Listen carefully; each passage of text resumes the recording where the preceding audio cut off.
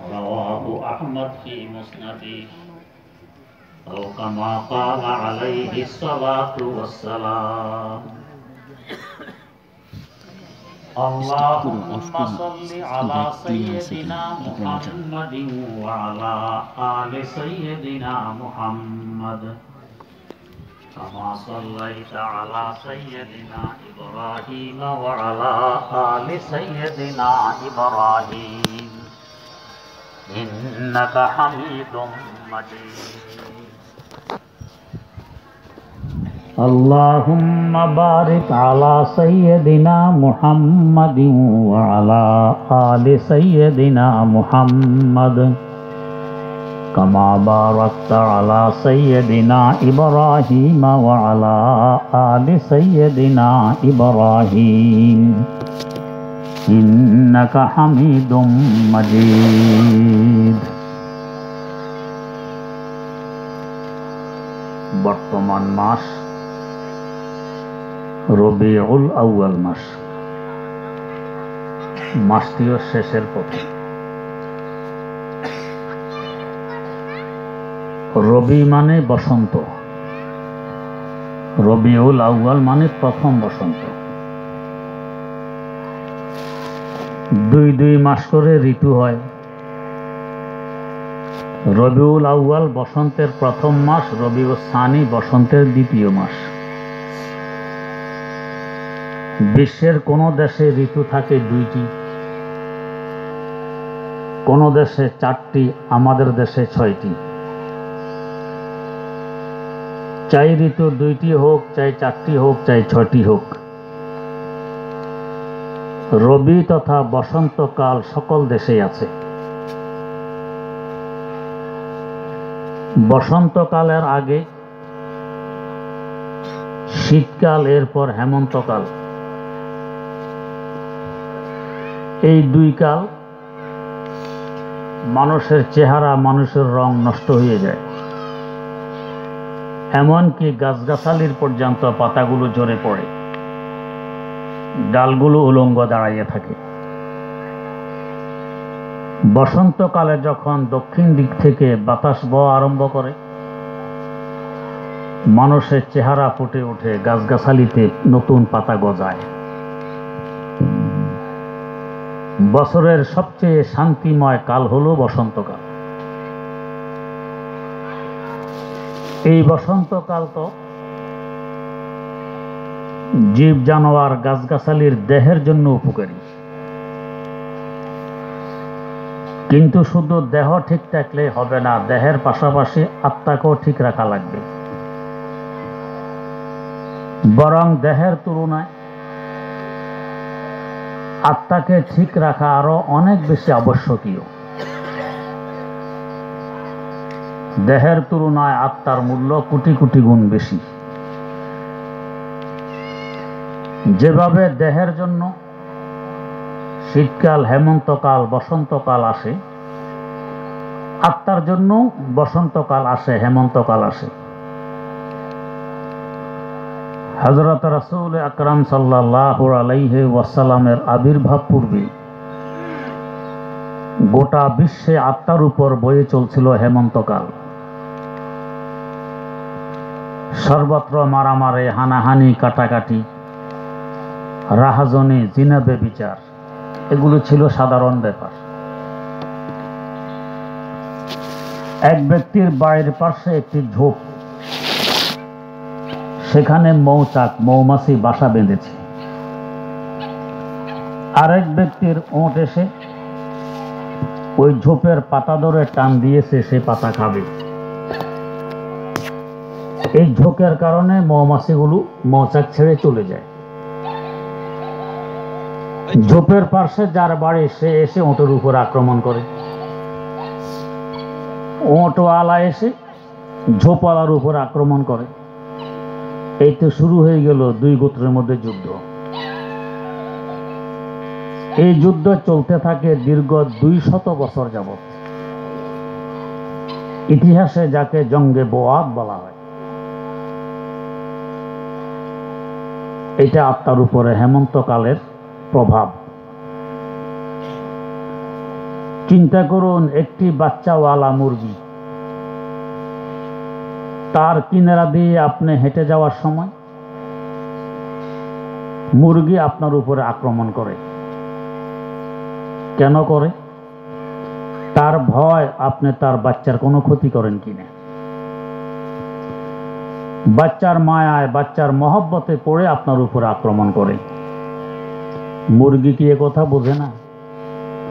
যার উপর আমি আক্রমণ করছি সে যদি একটি লাথি মারে আমার অস্তিত্ব খুঁজে পাওয়া যাবে না। যখন বাচ্চা ছিল না তখন আপনাকে দেখলে মুরগিটি ভাগত, আর সেই মুরগি এখন আপনার উপর আক্রমণ করে বাচ্চার মায়ায়। কিন্তু তখনকার সময়ের মানুষগুলোর অবস্থা কি ছিল? অরুষ জাত মেয়ে, জন্ম নেওয়ার সাথে সাথে কেউ গলা টিপে শ্বাসরুদ্ধ করে হত্যা করে ফেলত, কেউ পাথর মেরে তার মাথা গুড়িয়ে দিত, কেউ পাহাড় উপর থেকে ফেলে দিয়ে বাচ্চাকে মেরে ফেলত, কেউ তলোয়ার দিয়ে জবাই করে দিত, আবার কেউ মাঠে চাপা দিয়ে হত্যা করত। যাদের একটু দয়া মায়া ছিল এরা আমরা যেভাবে মানুষ দাফন করি এভাবে জিন্দা দাফন করে চলে আসত। একটি মুরগির যে পরিমাণ ভালোবাসা তার বাচ্চার জন্য, মানুষের এই পরিমাণ ভালোবাসা ছিল না। এটা আত্মার উপরের হেমন্তকালের প্রভাব। মায়া মহব্বত কি, আদর স্নেহ কি, আন্তরিকতা কি, ভালোবাসা কি, এটা মানুষ ভুলে গিয়েছে। এই সময় রাসূল আকরাম সাল্লাল্লাহু আলাইহি ওয়াসাল্লামের আবির্ভাব ঘটে রবিউল আউয়ালে, প্রথম বসন্তকাল। 2 মাস বসন্তকালের প্রথম মাস এসে এখন আত্মার উপরে বসন্তকালের দক্ষিণে হাওয়া বহাই দিলেন। মানুষের চেহারাধারে কিছু জীব ছিল, এদেরকে বাস্তবে মানুষে পরিণত করে দিলেন। কেউ আবার বলবেন মানুষের চেহারাধারী জীব, এরা তো এমনি মানুষ, আবার মানুষ বানাবে কি? শুধু চেহারা দেখে, সুরত দেখে আপনি সিদ্ধান্তে পৌঁছতে পারবেন না কে মানুষ আর কে মানুষ নয়। অনেকগুলো জীব আছে চেহারা মানুষের, বাস্তবে মানুষ নয়। আমাদের সেই চক্ষু নেই, তাই আমরা দেখতে পাই না। যাদের চক্ষু আছে তারা দেখে। এক বুজুর্গ মসজিদে ঢুকার সময় চেহারার সামনে রুমাল ঝুলাই দিয়ে মসজিদে ঢুকতেন। খাদেম জিজ্ঞেস করলো, হুজুর এভাবে কেন মসজিদে ঢোকেন? হুজুর বললেন, যদি জানতে চাও আগামী জুমায় আমি মসজিদে যাওয়ার আগে তুমি আমার কাছে আসবে। আগামী জুমা খাদেম হুজুরের কাছে আসলো। হুজুর আপন মাথার রুমাল খাদেমের মাথায় দিয়ে বললেন, যাও মসজিদে। খাদেম হুজুরের রুমাল মাথায় দিয়ে মসজিদে ঢুকে এক চিৎকার মেরে বেহুশ হয়ে যায়। মাথায় পানি পুনি ডালার পর যখন হুঁশ আসে, বেহুশ হওয়ার কারণ জিজ্ঞেস করলে সে জবাব দেয়, হুজুরের রুমাল আমার মাথায় আসার পর আমার দিব্যি চক্ষু খুলে যায়, সব কিছুর বাস্তবতা আমি দেখতে পাই। এই অবস্থায় যখন মসজিদে ঢুকলাম, দেখি মসজিদে সারিবদ্ধ হয়ে লাইন বেঁধে কিছু কুকুর, কিছু বিড়াল, কিছু বানর, কিছু শুয়োর বসে আছে। ফাঁকে ফুঁকে 2-4 জন মানুষ দেখা যায়। আজবে রোচো গোরে কাফের পর হলাল, ওয়ান্দরু কাহারে খোদা এ আজ্জাল, ওয়ান্দরু কাহারে খোদা এ আজ্জাল। উপর দিয়ে তো দেখা যায় কি সুশ্রী সুন্দর মানুষ, বাস্তবে হায়ওয়ান জানোয়ার, বাস্তবে মানুষ নয়। রাসূল আকরাম সাল্লাল্লাহু আলাইহি ওয়াসাল্লাম এই সুরতধারী জীবগুলোকে সিরতের মানুষে পরিণত করে দিলেন। সুরত দেখে যদি বিবেচনা চলতো তাহলে আমার আপনার সিনার দুই পাশে দুইখানা হাত, ডান হাত ও বাম হাত, উভয় হাতের সুরত, উভয় হাতের আকৃতি এক, তেমন কোনো ব্যবধান নেই। আমি যদি ডান হাতে একটি মিষ্টি আপনার মুখে তুলে দেই, আপনি সাদরে গ্রহণ করবেন। পক্ষান্তরে এর থেকে সুস্বাদু আরো দামি একটি মিষ্টি যদি বাম হাতে দিতে যাই, এক থাপ্পড় মেরে আমার হাত সরাই দিবেন, মিষ্টিটি ফেলে দিবেন। ব্যবধান কেন? উভয় হাতের সুরত তো এক, ব্যবধান সিরতের মধ্যে। ডান হাতের সিরত সুস্বাদু খাবার ডান হাতে মুখে তুলে নিন, আর বাম হাতের সিরত ওই খাবারটি আমাদের পেটে যাওয়ার পর যখন নষ্ট হয়ে বেরিয়ে আসে, একটি জায়গা নাপাক করে বেরিয়ে আসে, বাম হাত দিয়ে ওই নাপাক জায়গাটি পরিষ্কার করা হয়। এই সিরতের ব্যবধানে দুই হাতের মিষ্টির মধ্যে এই ব্যবধান। যদি সুরত দিয়ে বিবেচনা চলত, আপনি বাজারে যাচ্ছেন, আপনার ছোট্ট ছেলে বলছে, আব্বু আজ আমার জন্য গেন্ডারি আনতে হবে। বাজার সাজার সেরে ফিরার পথে রাত হয়ে গেছে, অন্ধকারে বাজারের পাশে রাস্তার কিনারায় গেন্ডারি ব্যাপারী গেন্ডারি বিক্রি করে। একটি হাতে নিয়ে বললেন, দাম কত? 100 টাকা। টাকা দিয়ে নিয়ে আসছেন। আপনি বাড়ি এসেছেন দেখেই ছেলে দৌড়ে গিয়ে, আব্বু আমার গেন্ডারি, হাতে তুলে দিলেন। অপেক্ষা আর কতক্ষণ করা যায়? গেন্ডারি হাতে নিয়ে ছেলে কামড় মারে, দেখে যে দাঁত বসে না, শক্ত। আব্বু গেন্ডারি এত শক্ত, দাঁতই তো বসে না। বাতি জ্বালিয়ে দেখে মুলিবাস, গেন্ডারি নয়। কেন এমন করত? যেখানে গেন্ডারি ব্যাপারে গেন্ডারি বিক্রি করে, তার পাশে মুলিবাস ব্যাপারে মুলিবাসও বিক্রি করে। রাতের অন্ধকারে গেন্ডারি মনে করে নিয়ে এসেছে। ভুলটা কেন হলো? উভয়টার সুরত এক। গেন্ডারের মধ্যে কোনো কঞ্চি থাকে না, মুলিবাসও কোনো কঞ্চি থাকে না।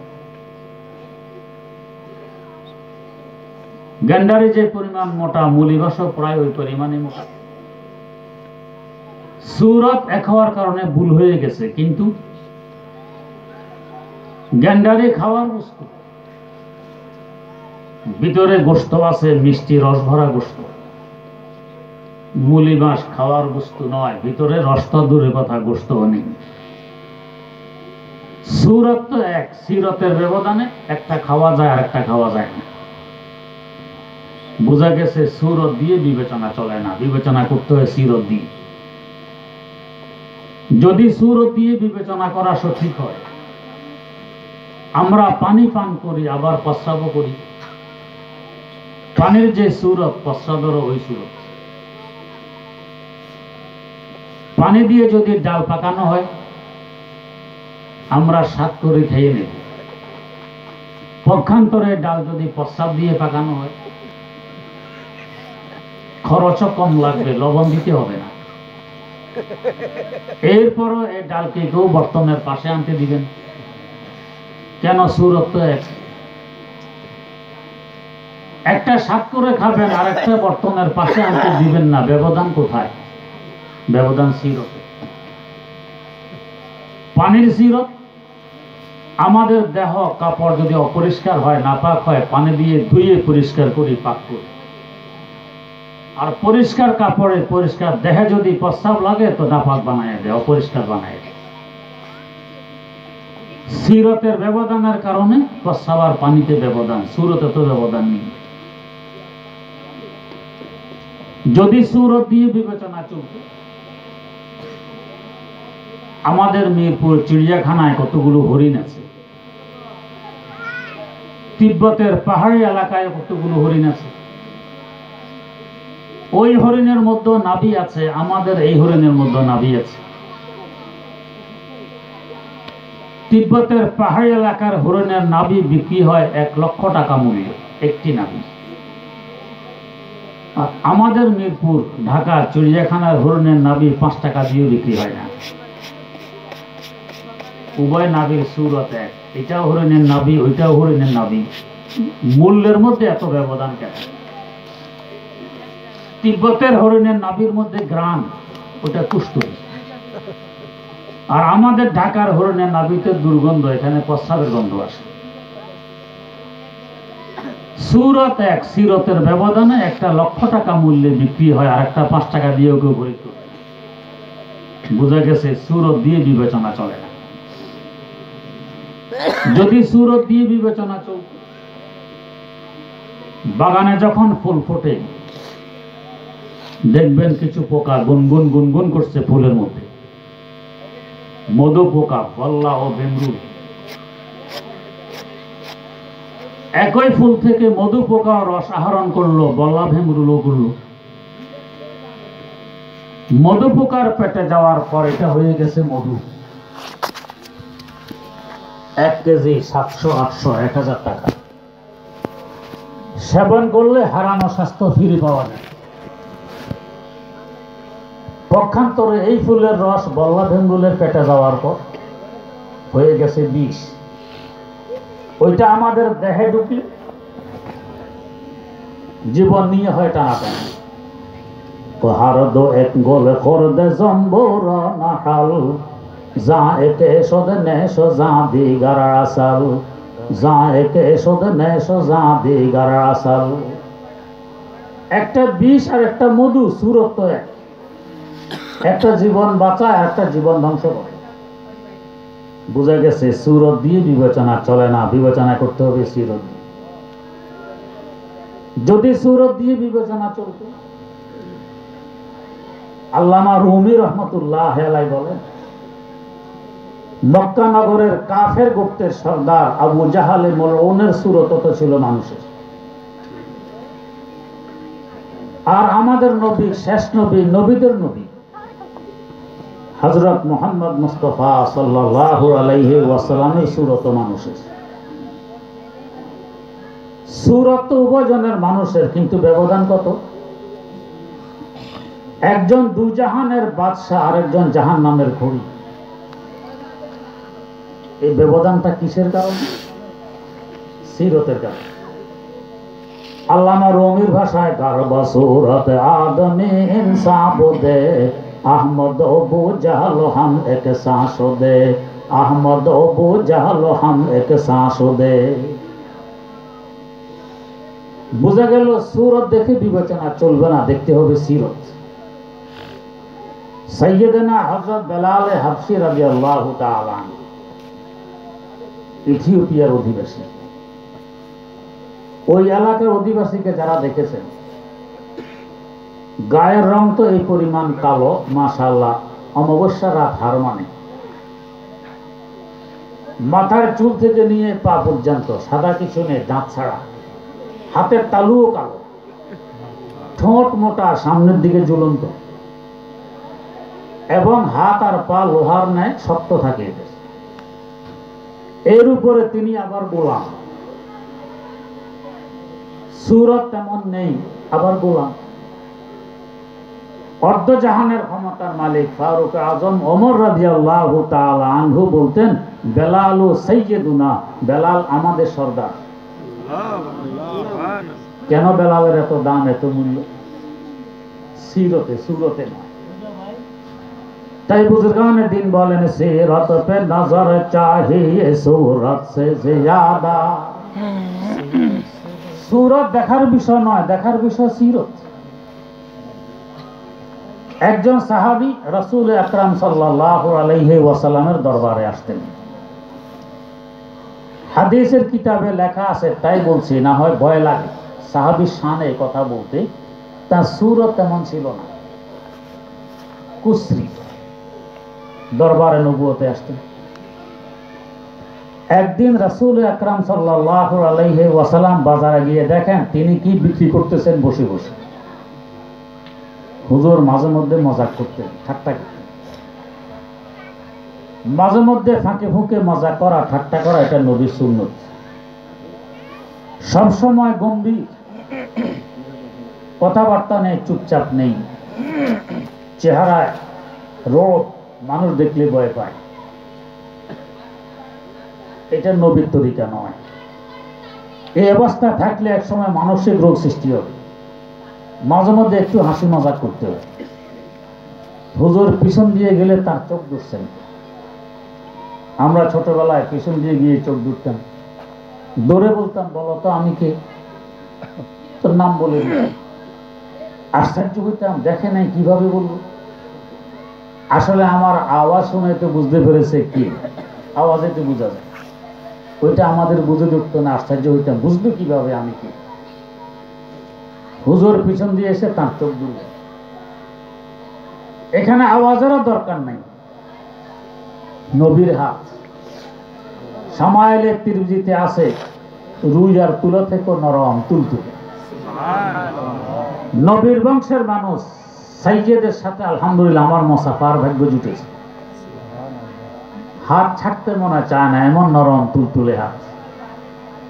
১৫০০ বছর পরে বংশীয় লোকের হাত যদি এত নরম হয়, রাসূল আকরাম সাল্লাল্লাহু আলাইহি ওয়াসাল্লামের হাত কত নরম ছিল, কেমন আকর্ষণীয় ছিল। নবীর হাতের ছোঁয়ায় বুঝতে পারলেন কে আমার চোখ ধরেছে। পিছন থেকে এসে চোখ ধরলে যে চোখ ধরে তার সিনা, আর যার চোখ ধরে তার পিঠের কাছাকাছি থাকে না।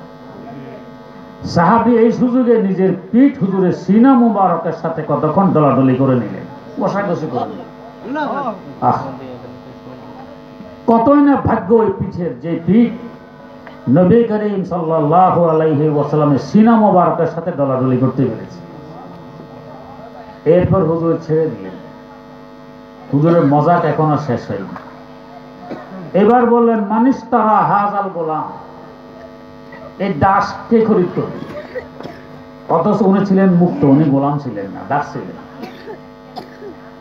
আমরা হলে বলতাম, হুজুর আমাকে দাস বললেন, আমি তো মুক্ত, আমি আজাদ। কিন্তু নবীর সাহাবী বললেন, হুজুর আমাকে যে বিক্রি করবেন দাম তো পাবেন না, তা আমি কুচ্ছি, চেহারা সুরত নেই, দাম পাবেন না। এ কথা বলার পর হুজুর বললেন, বল ইন্নাকা গালিন ইনদাল্লাহ, তুমি আমার আল্লাহর কাছে অনেক দামি। সাহাবী সার্টিফিকেট পেয়ে গেল নবীর জবান মোবারকে, তুমি আমার আল্লাহর কাছে অনেক দামি। চেহারা তো ছিল না, দামি কেন? সিরতের বরকত। সিরত পে নজর চাহিয়ে সুরত সে জিয়াদা। অতএব সুরত দেখার বিষয় নয়, দেখার বিষয় সিরত। রাসূল আকরাম সাল্লাল্লাহু আলাইহি ওয়াসাল্লাম সুরতের মানুষগুলোকে সিরতের মানুষে পরিণত করে দিলেন। এক সময় অর্ধ জাহানের ক্ষমতার মালিক ফারুক আজম ওমর রাদিয়াল্লাহু তাআলা আনহু ওট বকরি পর্যন্ত চড়াইতে জানতেন না। ওনার আব্বা ওনাকে বকুনি দিতেন, ওট চড়াইতে জানো না। রাসূল আকরাম সাল্লাল্লাহু আলাইহি ওয়াসাল্লামের সংস্পর্শে এসে অর্ধ জাহানে রাখালি করে গেছে। আজ পর্যন্ত জাতি বিজাতি তার গুণগ্রাহী। ভারতবর্ষ যখন স্বাধীন হয় ইংরেজদের থেকে,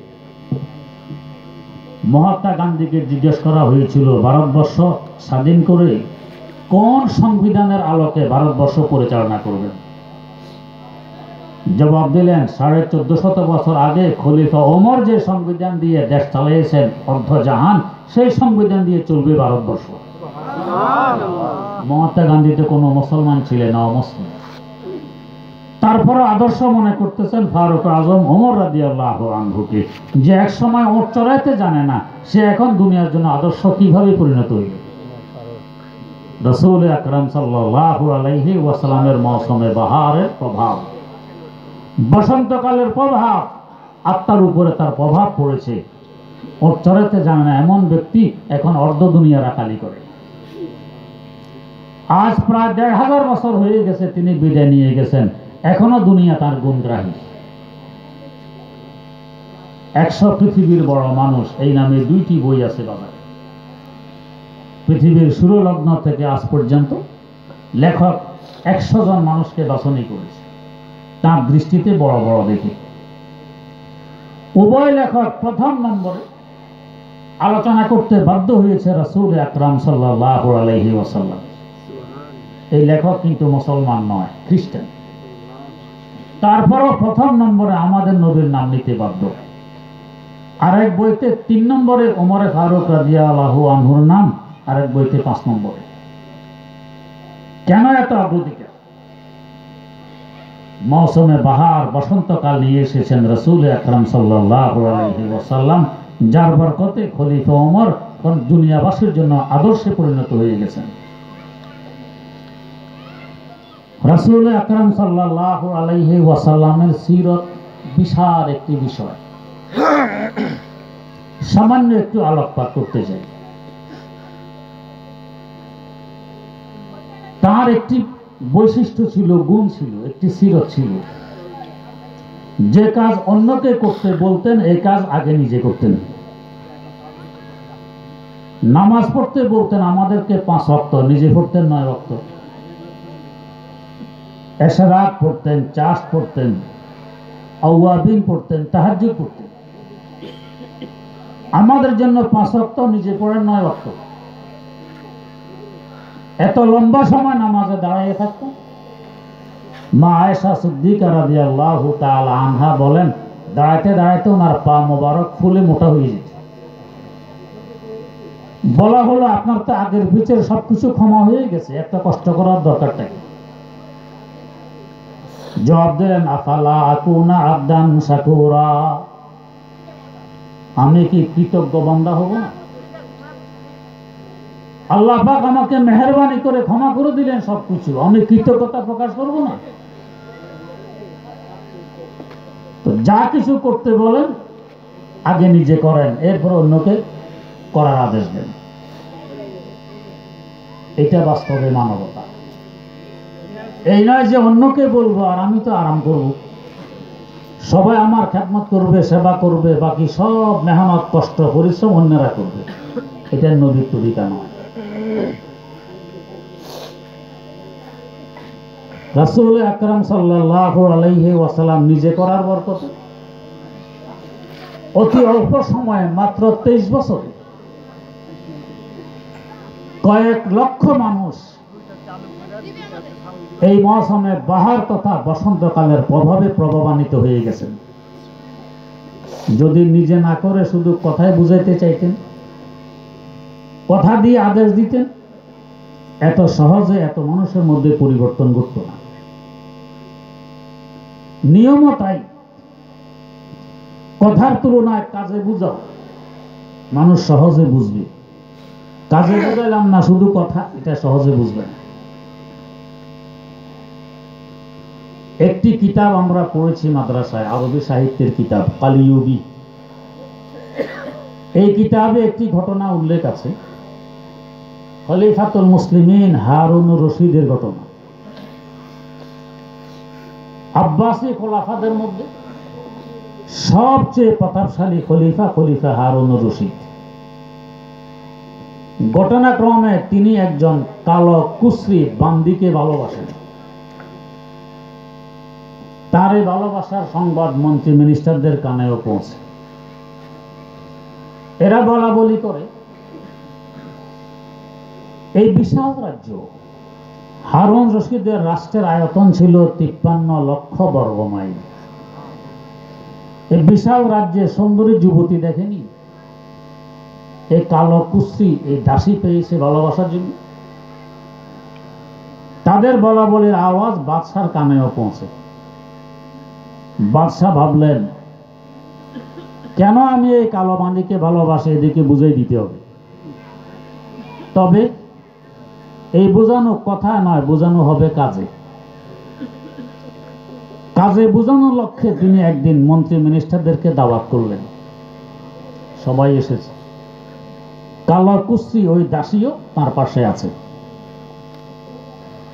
বাদশাহ বললেন, ট্রেজারির গেট খুলে স্বর্ণ মুদ্রা, রৌপ্য মুদ্রা, হীরা, মণি, মুক্তা, জওহার বের করে এগুলো মাঠের মধ্যে ছিটাইয়ে দাও। মন্ত্রী মিনিস্টার বলে ইন্না লিল্লাহ, বাদশাহ তো দেখা যায় বেমার ঠিকানাই নেই। এগুলো কি ছিটানোর বস্তু?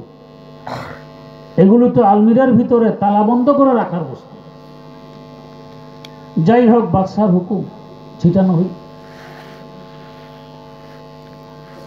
এবার বাদশাহ বললেন, এই মুহূর্তে যার হাত যেই বস্তুর উপর পড়বে সে ওই বস্তুর মালিক হয়ে যাবে। একথা বলা মাত্র কি প্রধানমন্ত্রী, কি অর্থমন্ত্রী, কি শিক্ষামন্ত্রী, কি স্বরাষ্ট্রমন্ত্রী, কি পররাষ্ট্রমন্ত্রী, কে কার আগে ঝাঁপিয়ে পড়বে মাঠে। মুহূর্তের মধ্যে ময়দান পরিষ্কার। মন্ত্রী মিনিস্টারদের বস্তা বোঝাই, কালো কুস্তি বাঁধি বাদশার পাশে দাঁড়াইয়ে বাদশার কাঁধের উপর একখানা হাত রেখে মন্ত্রী মিনিস্টারদের তামাশা দেখতেছে। মন্ত্রী মিনিস্টাররা মনে মুক্তা কুড়ায় আর কানাঘুষা করে যে এতদিন বুঝেছিলাম এর রূপ নেই, রং নেই, ডক নেই, আজকে তো দেখতেছি বুঝবুদ্ধিও নেই। এমন সুবর্ণ সুযোগ কি আর কখনো হাতে আসবে? মনে মুক্তা করিয়ে মুহূর্তের মধ্যে কোটিপতি হতে পারে। ও দাঁড়িয়ে দাঁড়িয়ে তামাশা দেখতেছে, আর এর জন্য বাদশা পাগল।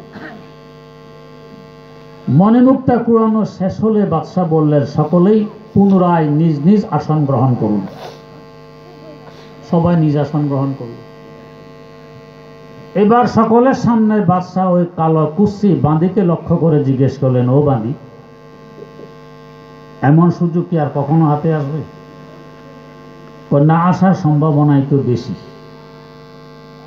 তাহলে সুযোগ কেন হারিয়ে ফেললি? মনে মুক্তা কেন কুড়াইলি না? বাঁধি জবাব দেয়, বাদশাহ একটু আগে যে আপনি বলেছিলেন এই মুহূর্তে যার হাত যেই বস্তুর উপর পড়বে সে ওই বস্তুর মালিক হয়ে যাবে, এই কথার উপর আপনি এখনো অটল আছেন?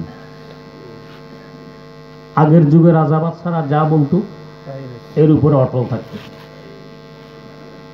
আমি যখন ক্লাস 4-এ পড়ি একটি কবিতা পড়েছিলাম, হবুচন্দ্র রাজার কবিতা। হবুচন্দ্র রাজা বলে গবুচন্দ্রে ডেকে, আইন জারি করে দিও রাজ্যতে আজ থেকে, কান থেকে পারবে না কো যতই মরুক শোকে, হাসবে আমার যতেক প্রজা হাসবে তত লোকে। মন্ত্রীকে ডেকে আইন শুনাই দিল, আমার রাজ্যে কাঁদা নিষেধ, হাসতে হবে সবাই, যে কানবে তাকে শুলিতে চড়তে হবে। মন্ত্রী আইন শুনাই দিল, এখন কেউ আর কাঁদে না। তৎকালীন শুলির নিয়ম ছিল অন্তত দৈনিক একজন অপরাধীকে শুলিতে না চড়ালে শুলি নষ্ট হয়ে যায়। এখন অপরাধী নেই, শুলি নষ্ট হওয়ার পথে। মন্ত্রী এসে বলল, রাজামশাই, কেউ তো কাঁদে না, অপরাধী নেই, শুলি নষ্ট হতে চলছে, শুলি রক্ষা করার কি বুদ্ধি? তো বলো কি, কেউ কি বুলেও কাঁদে না? বুলে কাঁদবে কোত্থেকে? আপনার আইনের যে পাওয়ার, কাঁদা তো বুলেই গেছে। কি কাঁদা আবার বুলে? লোকজনকে ডাকো। লোকজন ডাকা হইল। রাজা জিজ্ঞেস করলেন, কি ব্যাপার, তোমরা কেউ বুলেও কাঁদো না? বলেন কি, আপনার আইনের যে তেজ, আমরা তো কাঁদা বুলেই গেছি। এখন তো আমাদের অবস্থা হলো যে পাঠশালাতে ছাত্র দল বেত্র খেয়ে হাসে, রোগ বিছানায় শুয়ে রোগী হাসছে অনায়াসে। শিক্ষার প্রতিষ্ঠানে শিক্ষকের বেত্রাঘাত করে ছাত্রকে ছাত্র হাসে, হাসপাতালের বিছানা রোগী গড়াগড়ি খায় আর হাসে, কাঁদাকাটি বন্ধ। বাদশা বলে, আশ্চর্য ব্যাপার, কান্দা কোনোদিন মানুষে বলে?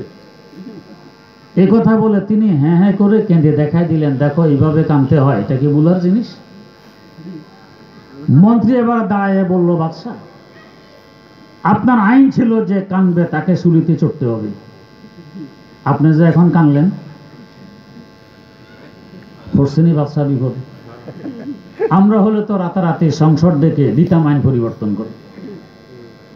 রাজা বললেন কি?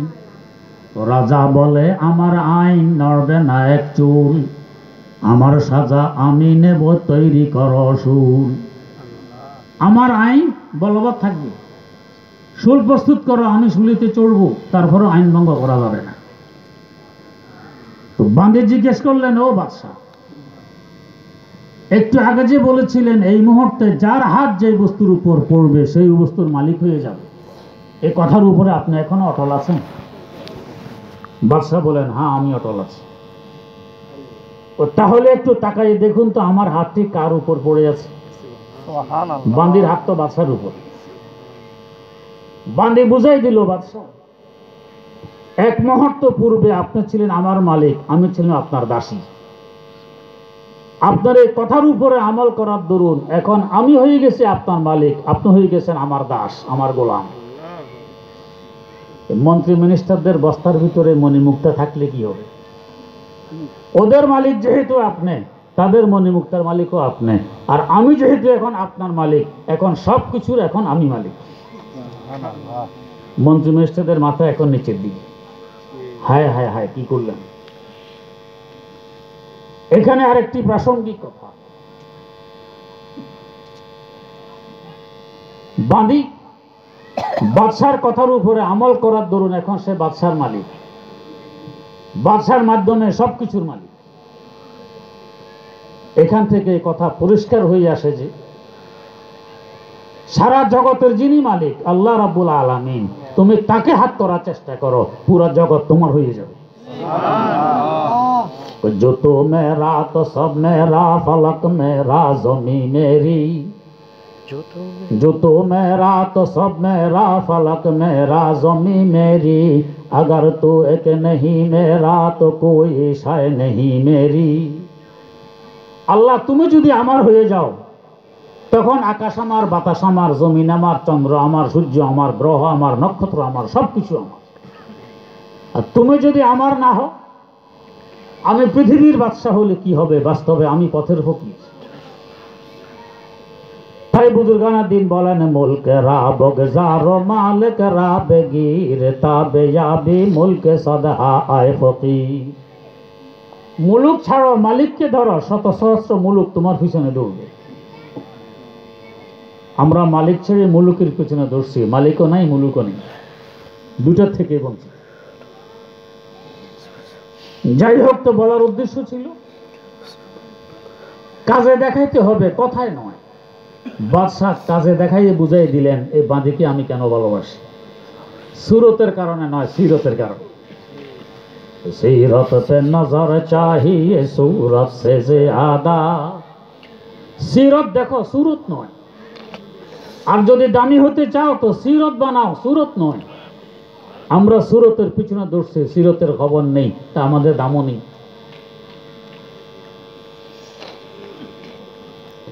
তবে এই সিরত গড়তে হলে নিজ নিজে চেষ্টা করলে অনেক কঠিন। আর একজন সিরতওয়ালার সংস্রব আর সোহবতে গেলে সহজে সিরত গড়ে ওঠে। হযরত নিজামুদ্দিন আউলিয়া রাহিমাহুল্লাহ অসুস্থ, চিকিৎসায় কাজ হয় না। পরামর্শ দেয়া হলো অমুক জায়গায় একজন সন্ন্যাসী আছে, হিন্দু মুশরিক, ও তাওয়াজ্জু দিলে রোগ ভালো হয়, আপনাকে তার কাছে নিয়ে যাই, সে তাওয়াজ্জু দিবে, আপনি ভালো হবেন। অনুমতি দিলেন না। কিন্তু অসুস্থতা বাড়তে বাড়তে এক পর্যায়ে তিনি বেহুশ হয়ে পড়েন। লোকেরা তাকে নিয়ে গেছে সন্ন্যাসীর কাছে। সে হযরতের পাশে এসে তাওয়াজ্জু দিতে আরম্ভ করে। এক পর্যায়ে হযরত সুস্থ হয়ে বসে যান। জিজ্ঞেস করলেন, বেটা, এই গুণ তুমি কিভাবে অর্জন করেছো? ঔষধ সেবন করা লাগে না, তাবিজ তুমানের দরকার হয় না, ঝাড়ফুঁকের প্রয়োজন পড়ে না, তাওয়াজ্জু দিলে রোগ ভালো হয়, এই গুণ কিভাবে অর্জন করেছো? মাত্র এক কাজের বিনিময়। কি কাজ? আমার নফস যা বলে আমি তার উল্টা করি, নফসের কথা শুনি না। নফস যদি বলে এখন খাও, এখন খাবো না, যদি বলে এখন আরাম করো, এখন করবো না, যদি বলে এখন বলো, এখন বলবো না, উল্টাটা করো। এই নফসের উল্টা করার বরকতে ভগবান আমাকে এই গুণে গুণান্বিত করেছেন। হযরত জিজ্ঞেস করলেন, বেটা তোমার নফস তোমাকে ইসলাম গ্রহণ করতে বলে? কয় না, বলে না। তো সকল কাজ নফসের বিরুদ্ধে করে এই গুণে গুণান্বিত হতে পারলা, এটা বাদ রেখেছো কার জন্য? এটা নফসের বিরুদ্ধে করে দেখো না, তুমি আরো কত বড় গুণে গুণান্বিত হতে পারো। এখন সন্ন্যাসী যেন বলছে, জাযাকাল্লাহকে চশমাম বাজ কর দি, মোরা বাজান যা হামরাজ কর দি, মোরা বাজান যা হামরাজ কর দি। ও আল্লাহর ওলি, এতক্ষণ যাবৎ আমি তো ছিলাম অন্ধ, আপনি তো আমার দিব্য চক্ষু খুলে দিলেন, আমি দেখতে পাচ্ছি। এতদিন যাবৎ ছিলাম জাহান্নামের কিনারায়, সেখান থেকে এক টানে জান্নাতের কিনারায় নিয়ে এসেছেন। ও আল্লাহর ওলি, আর একটা ধাক্কা যদি মারুন, জান্নাতে প্রবেশ করতে পারি। সাক্ষী থাকুন, পড়ে নিলাম লা ইলাহা ইল্লাল্লাহু মুহাম্মাদুর রাসূলুল্লাহ। তো সোহবতে সালে তোরা সালে কুনাদ, সোহবতে সালে তোরা সালে কুনাদ, তোবতে তালে তোরা তালে কুনাদ। সংসারের বরকতে এক মুশরিক জাহান্নামের ঘড়ি এখন জান্নাতের মালিক। তো সিরত যদি করতে হয়, আর এক সিরত আল্লাহর সংসব অপরিহার্য। হযরতে সাহাবা কেরাম রাদিয়াল্লাহু তাআলা আনহুর এত দাম বাড়লো সংসদের বরকত, কি পরিমাণ দাম! হযরত আব্দুল্লাহ ইবনে মুবারক রাহিমাহুল্লাহ, ইমামুদ দুনিয়া, ইমামুল আইম্মা, আল ইমামুল আজম আবু হানিফা রাহিমাহুল্লাহু তাআলার ছাত্র, ইমাম বুখারী রাহিমাহুল্লাহু তাআলার দাদা ওস্তাদ। ওনাকে একটি প্রশ্ন করা হলো। কি প্রশ্ন? তো সাইয়্যিদিনা হযরত মুআবিয়া রাদিয়াল্লাহু তাআলা আনহুর খেলাফতকাল আমরা দেখেছি, যুদ্ধ বিদ্রোহ, মারামারি, হানাহানি। আর ওমর বিন আব্দুল আজিজ রহমতুল্লাহ আলাইহির ক্ষমতার জমানাও দেখেছি। ইনসাফ এভাবে প্রতিষ্ঠা করেছেন, বাঘ আর ছাগল এক ঘাটে গিয়ে পানি পান করত, বাঘ সাহস পেত না ছাগলের উপর আক্রমণ করার।